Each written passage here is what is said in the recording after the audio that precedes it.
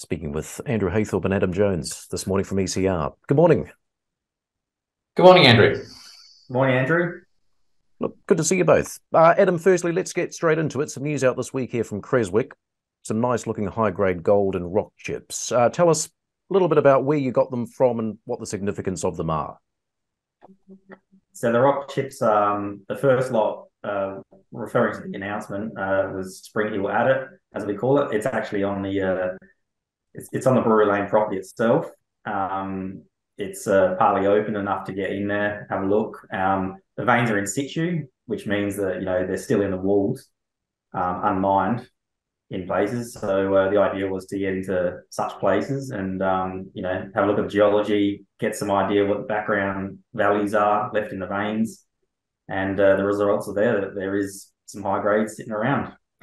It's the same thing with the Mills Reef adit we talked about in the RNS. That's located about 4 kilometres to the south of Brewery Lane, and that is on our newly acquired tenement, 6713.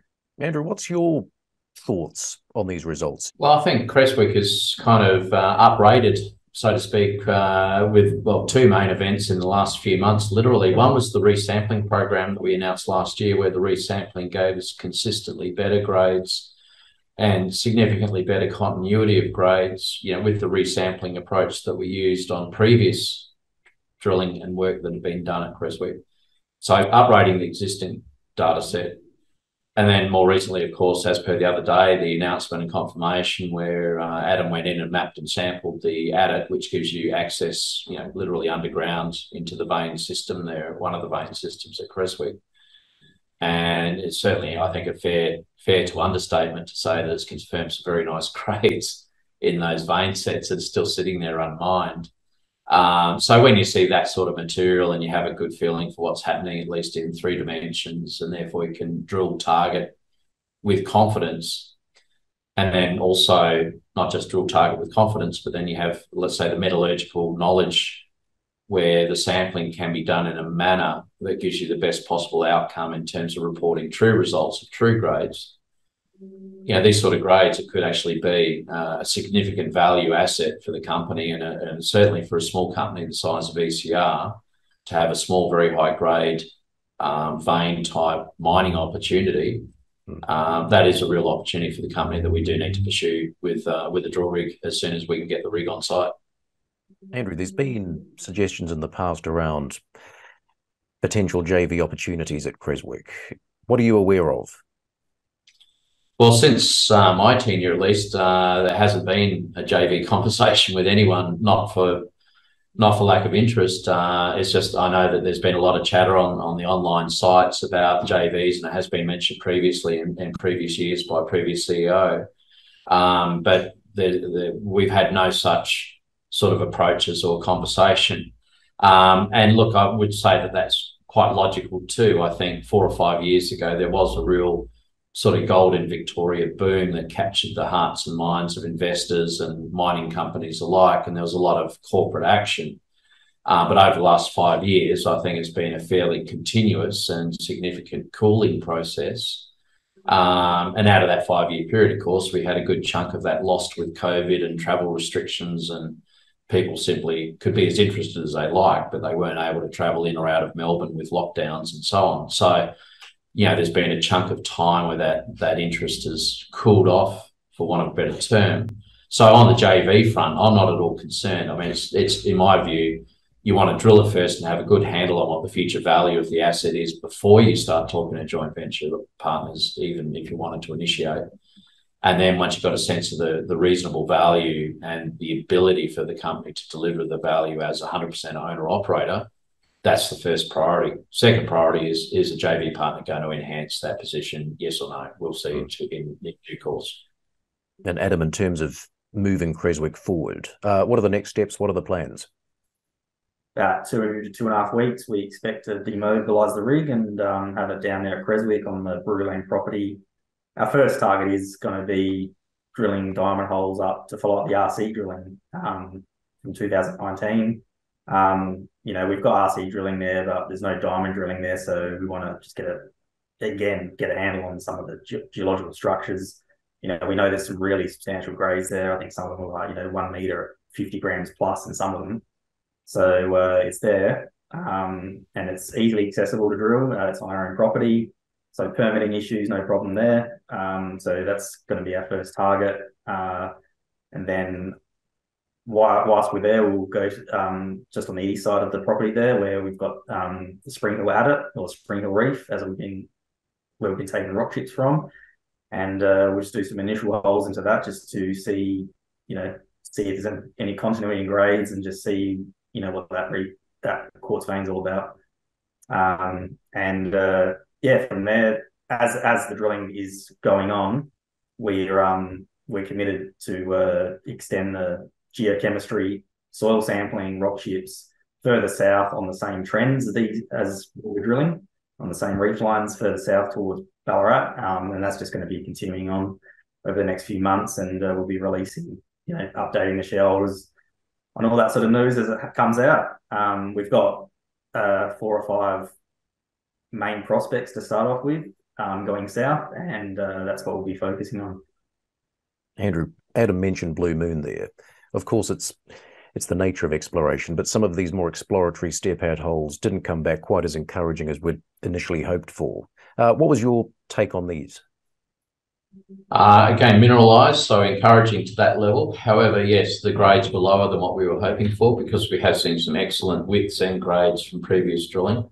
And of course, when you're exploring, you're always hoping for the best. It's the optimism that drives you to commit the energy and the funds to explore.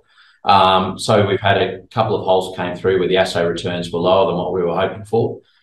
We've still got a couple more drill holes in assay lab, and we'll wait and see what the assay lab has to say, but at least a couple of holes do look very encouraging, and we'll just have to see what the numbers return at. And Adam, is the drill program at Blue Moon, is that complete now? We're about 1.5 holes to the end, so to speak. They're not very deep holes, 110 meter holes, and it's just a follow up on the high grade zone from the RC drilling, just to close it off, or we'll see if it expands any bigger than we think. So in due course, once we get the results back from the lab, we'll release that and see how it goes. And speaking of which, what's the story with the labs currently, Adam? You've had some conversations. What are they telling you around turnaround expectations? So Andrew, for drill core, rock chips, that sort of those sort of type of samples, we use a laboratory in Ballarat, and specifically why we do that is because they're very good on the nugget effect, the way they sample it, bulk samples. So that's why we prefer to use them.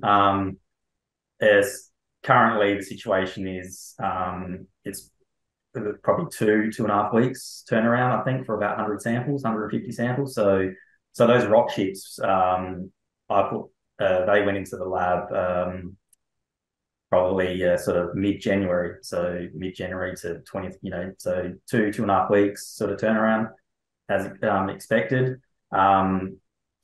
Just around Christmas time, it was a little bit earlier, but a lot of other exploration companies are just starting up because of the summer here in Victoria, so just a little bit more pressure on the lab there. But 2.5 weeks is sort of the average we're expecting.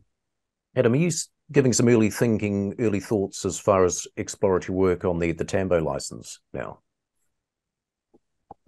Yes. So I was just having a discussion yesterday with one of the other colleagues, and she's doing a very good job on basically. There's been a lot of historic, exploration work done there in the past. A lot of base metals and a bit of gold.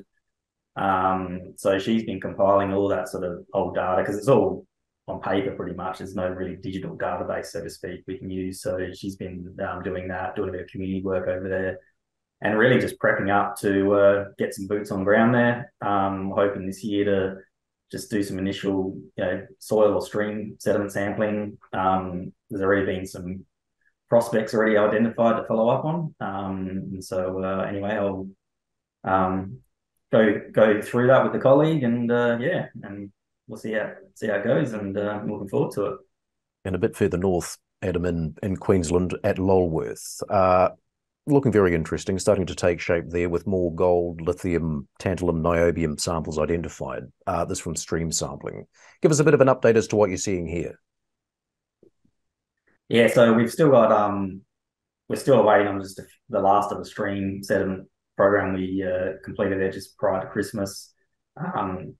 As we've been saying before, it's the wet season. It's in the tropics up there, so there's no on boots on the ground until the rain finishes, which is probably after April.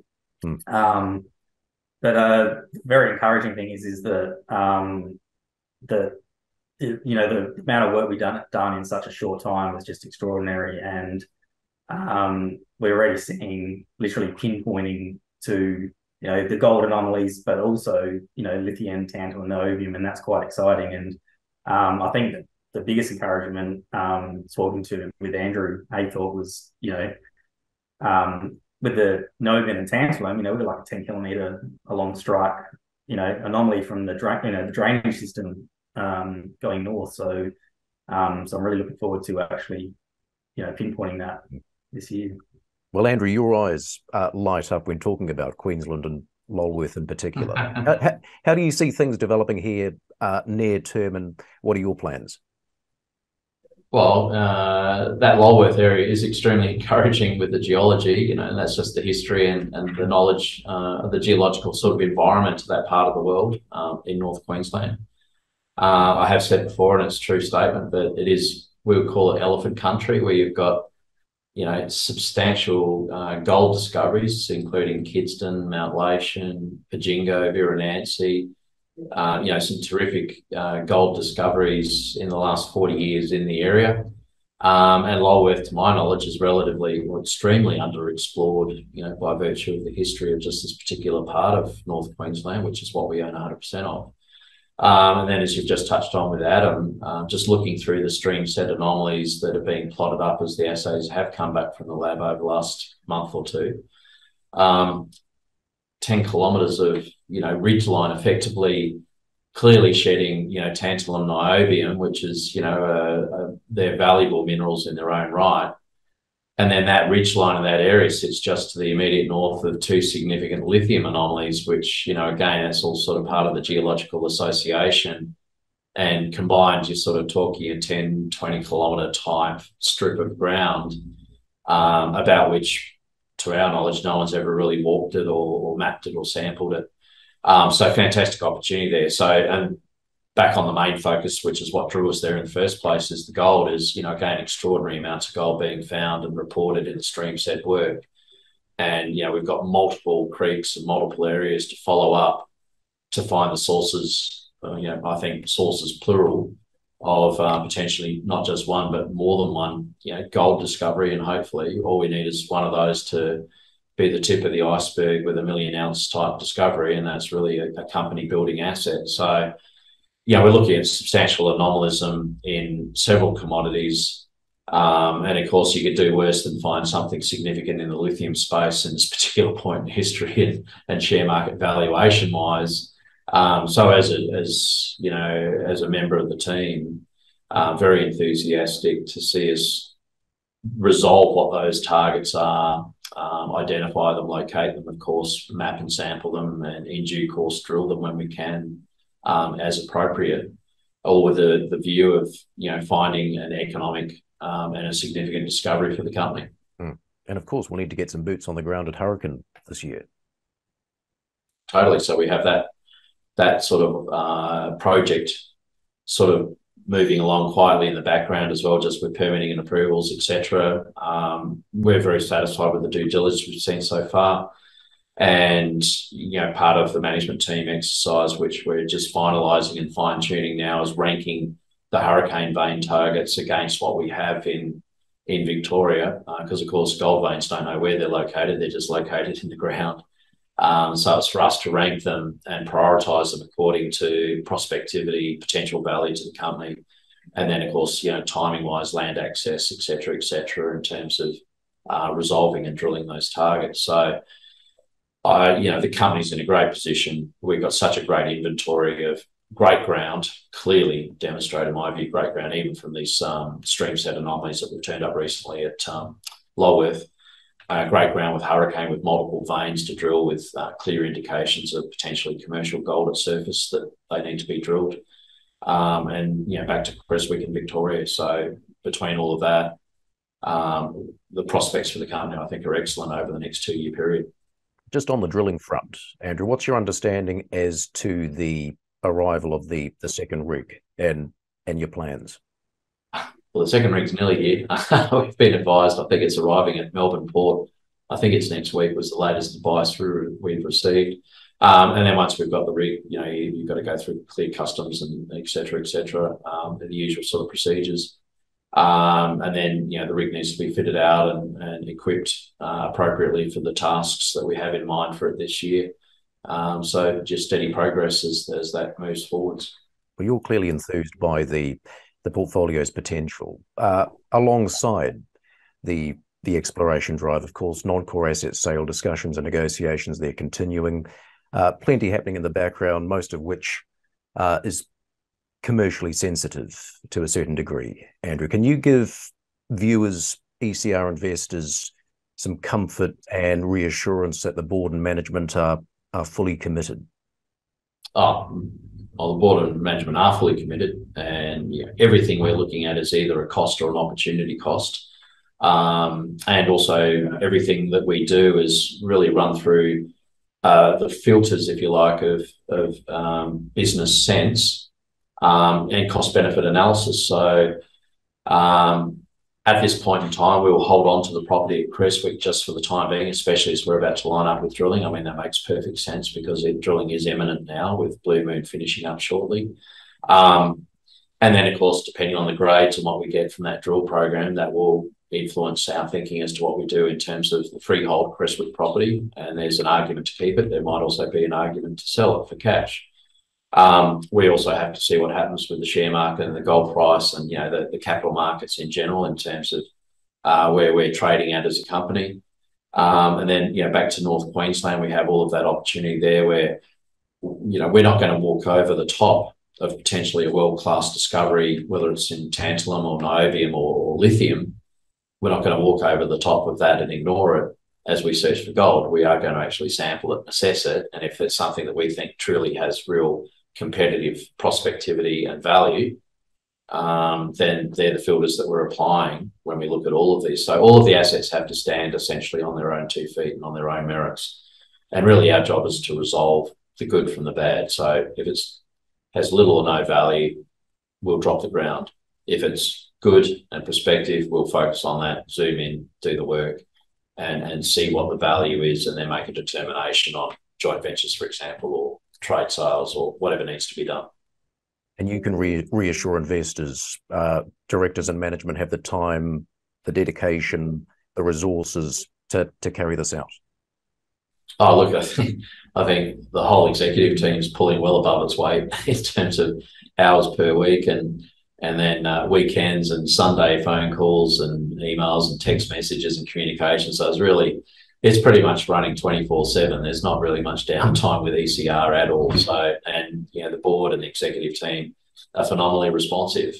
Things are handled very quickly and professionally and turned around very quickly. It's not like something that's important sits there for a week neglected. It might sit there for half an hour and then it's dealt with. I suppose just a final thought, Andrew. ECR spent many years in the exploration phase drilling across a number of its projects. So ultimately, what a number of investors would like to see is the company taking the next step in terms of an uplift in value inflection.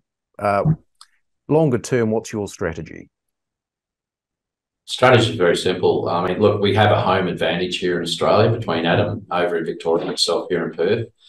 And then, Adam's also had good background working professionally in North Queensland at Pajingo, and so have I had professional experience working in Queensland, on gold exploration and working elsewhere in Australia. So, look, I think I can't really comment to the complete history of the company because I'm not intimately familiar with, who was here at which time through the history of ECR. But I would say that certainly from my 20 years plus of experience in small companies, I think ECR's got the best portfolio of properties and assets and opportunities I've ever seen in any small company. So I think we've really built a great portfolio. And now we're really in that sort of phase of harvesting the benefits from that with the exploration focus and the skills that Adam and the team have. Some of my broader knowledge and background, on a broader scale.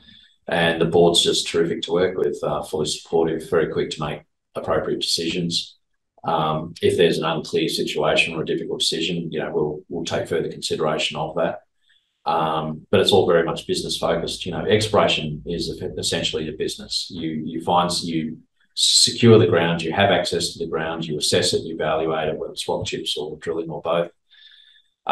It's good, you keep it. If you're not sure, is there further work that we can do or further value add along strike or at depth? Is there still some opportunities we haven't looked at yet?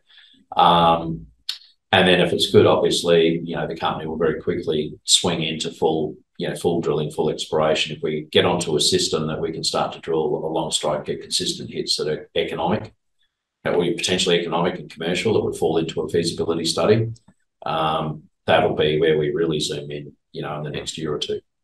Andrew, Adam, good to see you both. Thanks very much. Andrew, thank you very much. Thanks, Andrew.